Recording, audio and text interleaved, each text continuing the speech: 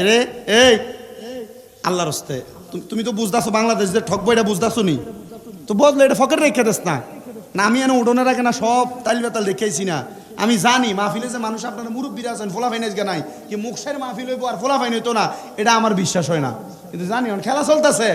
তো বাংলাদেশ শক্ত না তুই কো যে রানের টার্গেট দিচ্ছে বাংলাদেশ ঠকবো নি 197 রান 110 আর 20-এর বেশি লইতে পারবো বেটা আমি ওই ক্যান্টনমেন্ট একটু কফি খেতাম বসছিলাম এনে বহনে দেখছি সাকিব আল হাসান যখন বল করে তখন প্রথম বলে 4 মারছে পরটা 6 মেরে দিছে আমি তো এমনি বসকে লেম পিসাবেরে তো অবস্থা কি হবে টাইট করে লইতো না রেখে দিটা ফালে গুনার কাম করতেছ তার বইয়া পরে বুঝালে বেকাটা ঠক যার কাটা দিচ্ছে বাদ দেন কি কোন আপনারা এটা কি আপনারা খবরে কোনো লাভ হইব না কি এটা দেখলে লাভ আমি কিন্তু খেলা দেখি না ওই যে খাইতে বসি সামনে আসিল দেখে লাইছি বুঝছেন ওই আমি কইছি এটা দিয়ে খেলে কোনো লাভ নাই তো খেলার জায়গায় চলক আমরা একটু ছাওয়া বর্জন করে যাই কি কোন আপনারা এটা মোটামুটি যা হয় এটা পরে দেখ খেলে বা হুদা দেখ আমি কিন্তু তোমার প্রথম দেখা তুমি যে মোবাইলের তিরিমিরিং করতেছো এরপর রান চাই আবার আমার দিকে ধরতেছো মনে করছো আমি ভিডিও আমি তোমার বয়সটা ভাইরে দিয়েছি না আর আমার কি এত বেশি বয়স হয়েছে বয়স কম না আমার দাঁড়িয়েও ভালো করে শুই দিছে না তো একটু মহাব্বতের সাথে এবার বলেন জীবনের গুনাহ মাফ করার মাধ্যমের নাম কি জিকির কর না কি একটু জিকির কষ্ট করে সামনের দিকে আসেন একটু কষ্ট করে সামনের দিকে আসেন আর মোহাব্বতে একটু আল্লাহ তাআলার জিকির করেন আল্লাহ আল্লাহ আল্লাহ আমাকে যখন ইউসুফ ভাই বলছিলেন যে একটা মাহফিলের আয়োজন করবে ওনার নতুন ঘরও করছেন পাশাপাশি এলাকার মানুষের যারা মৃত ব্যক্তি অন্ধকার কবরে প্রত্যেকের মাগফিরাত কামনায় যারা প্রবাসী আছে প্রবাসীদের দোয়া কামনায় এলাকার যারা জীবিত আছেন প্রত্যেকের হায়াতে বরকত ও সুস্থতা থেকে মুক্তি কামনায়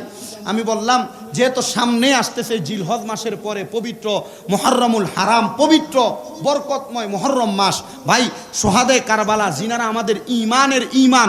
ওই আহলে বায়াতদের স্মরণে একটা মাহফিল করেন তো ভাই যেহেতু আপনি বলছেন এভাবে করেন আমার ঘরেই আমি লেখা দিছি পবিত্র সোহাদে কারবালার স্মরণে ওয়াজ ও জিকিরের মাহফিল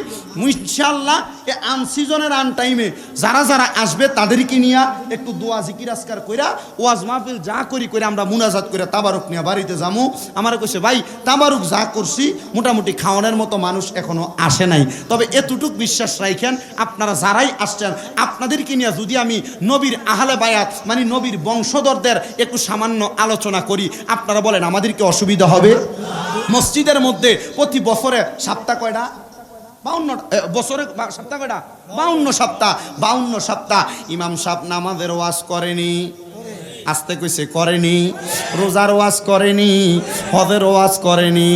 যাকাতের ওয়াজ করে দান সৎকার ওয়াজ করে হালাল হারামের ওয়াজ করে ইমাম সাহেব সকল রকমের ওয়াজ করে কিন্তু বাবারে আমার এই আলোচনাগুলা করতে মানুষও শুনে কিন্তু আমল করে না হুজুর কেন করে না না করার কারণ হইল আমরা যারা মানুষ দাবি করি আমরা নামে মানুষ কামে না কথা কোন ঠিক কিনা